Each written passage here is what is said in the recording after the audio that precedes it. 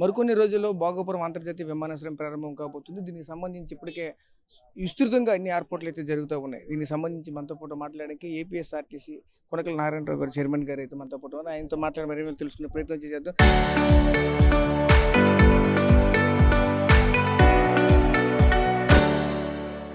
Sir చెప్పండి sir, దీనికి సంబంధించి ఏ విధంగా ఏర్పాట్లు జరుగుతూ ఉన్నాయి? మీరు దగ్గరుండి అన్ని పరిశీలిస్తూ ఉన్నారు. ఏం జరుగుతుంది ఇక్కడ? ఇప్పుడు అతి ప్రతిష్టాకరంగా తీసుకుని ఈ ప్రాంతంలో అందరికీ అందుబాటులో ఉండేలాగా ఈ భోగాపురం ఎయిర్పోర్ట్ నిర్మాణం కూటమి ప్రభుత్వం అధికారంలోకి వచ్చిన ఈ 2 సంవత్సరాల్లోనే దీని నిర్మాణం మొదలుపెట్టడం, పూర్తి చేయడం కూడా జరిగింది. ఇది చాలా ప్రగతి. మనం సాధించిన ప్రగతి ఏంటంటే కుటుంబ ప్రభుత్వం భోగాపురం ఎయిర్పోర్ట్ ఇంత స్వల్ప వ్యవధిలో మరి వాళ్ళ ప్రారంభోత్సవానికి గౌరవ ప్రధానమంత్రి నరేంద్ర మోడీ గారు వస్తున్నారు. మరి దానికి గాను రాష్ట్ర ప్రజలు ఇప్పటి నుంచో చాలా ఉత్సాహంగా ఈ ప్రారంభోత్సవానికి రావాలని చెప్పి సుమారుగా 3 లక్షల మంది పైన ఈ సమావేశానికి రాబోతా ఉన్నారు. దాంట్లో 2,20,000 మందికి ఆర్టీసీ ప్రయాణం ఏర్పాట్లు చేస్తూ ఉంది. ఆర్టీసీ 2,000 బస్సులను కేటాయించింది. మరి అలాగే ప్రైవేటు బస్సులు ఒక 2,800 బస్సులు ప్రైవేట్ బస్సులు కేటాయించాం. వీటన్నిటిలో కూడా 2,20,000 మందిని తీసుకురావడం జరుగుతుంది. మిగతా కూడా అనేక రకాల మార్గాల ద్వారా మిగతా ప్రజలు కూడా వస్తారు. మరి ఇక్కడ కూటమి ప్రభుత్వం సాధించిన ఘన విజయం ఇది. ఇవాళ మళ్ళీ ఈ సభని విజయవంతం చేయడం కోసం శక్తి వంచన లేకుండా ఈ కూటమి ప్రభుత్వం కష్టపడి పనిచేస్తున్నారు. ఈ సభ విజయవంతం అవుతుంది. దీంట్లో ప్రధానమైన పాత్ర చంద్రబాబు నాయుడు గారు.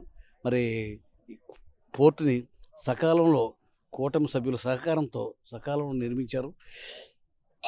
వైజాగ్ ప్రాంతానికి ఈ పోర్టు అవసరం. ఇప్పుడు దాకా ఉన్న నేవల్ పోర్టు అది తాత్కాలికం, అది మనకు శాశ్వతంగా వినియోగించడానికి అవకాశం లేదు. మరి ఈ పోర్టు నిర్మాణాన్ని ఆవశ్యకతను గుర్తించి ఇది విజయనగరం జిల్లాకు కానీ, శ్రీకాకుళం జిల్లాకు కానీ, విశాఖపట్నం జిల్లాకు కానీ 3 జిల్లాలకు అందుబాటులో ఈ భోగాపురం ఎయిర్పోర్ట్ నిర్మాణం చేయడం జరిగింది. ఇది చాలా సక్సెస్ఫుల్. మరి దీనికి ప్రధానమంత్రి మోడీ గారు రావడం చాలా ఆనందంగా ఉంది. ప్రజలంతా కూడా పెద్ద ఎత్తున తరలి వస్తున్నారు. వచ్చిన ప్రజలకు ఏ రకమైన ఇబ్బంది కలగకుండా అన్ని రకాల ఏర్పాట్లు చేయడం జరిగింది.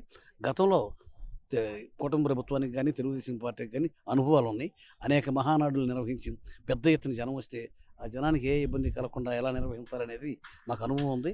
ఆ అనుభవం అంతా కూడా జోడించి ఈ సభను విజయవంతం చేస్తాం.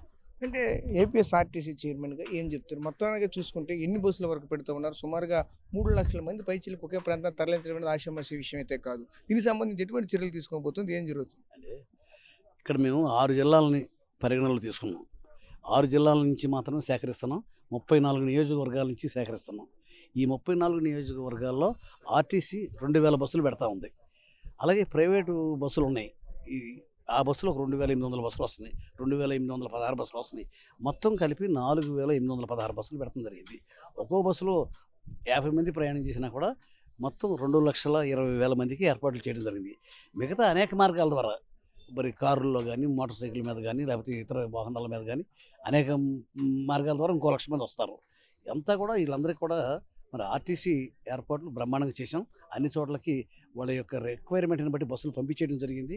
మరి వీళ్ళంతా కూడా మళ్ళీ తిరిగి తీసుకెళ్ళి దింపే బాధ్యత కూడా ఆర్టీసీ వాళ్ళు తీసుకున్నారు. వాళ్ళ ఆర్టీసీ ఈ సభ విజయవంతం చేయడంలో మా వంతు పాత్ర మేము పోషించి మరి జనానికి ప్రయాణానికి కావాల్సిన ఏర్పాట్లన్నీ చేయడం జరిగింది.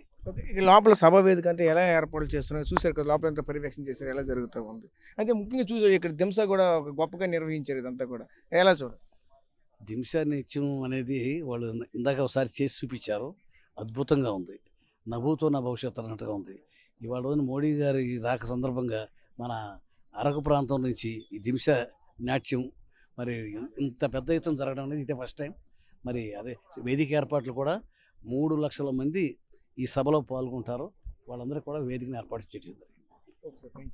సో చూసాం కదా, ముఖ్యంగా ఒకటే చెప్తున్నారు ఏపీఎస్ఆర్టీసీ చైర్మన్ నారాయణ అయితే ఒకటే చెప్తూ ఉన్నారు. ముఖ్యంగా చూసుకుంటే ఈ సభ ప్రాంగణం అంతా కూడా ఇప్పటికే పూర్తి స్థాయి ఎన్ని కూడా పూర్తి అయితే చేసామంటే చెప్తున్నారు. దింస నృత్యం అయితే ఒక ప్రత్యేకంగా నా భూతో భవిష్యత్తు అనే విధంగా కనిపిస్తూ ఉన్నది. అంత చక్కగా గిరిజన విద్యార్థులు, గిరిజన సంబంధించిన ప్రాంతవాసులంతా కూడా వచ్చి అంత చక్కగా చేశారంటూ కూడా చెప్తూ ఉన్నారు.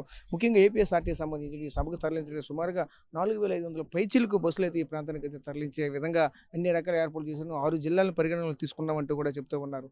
ప్రస్తుతం ఇది భోగాపురం ఇంటర్నేషనల్ ఎయిర్పోర్ట్ వద్ద ఉన్న తాజా పరిస్థితి. కెమెరా పర్సన్ నాడితే రాజేష్, RTV విజయనగరం నుంచి.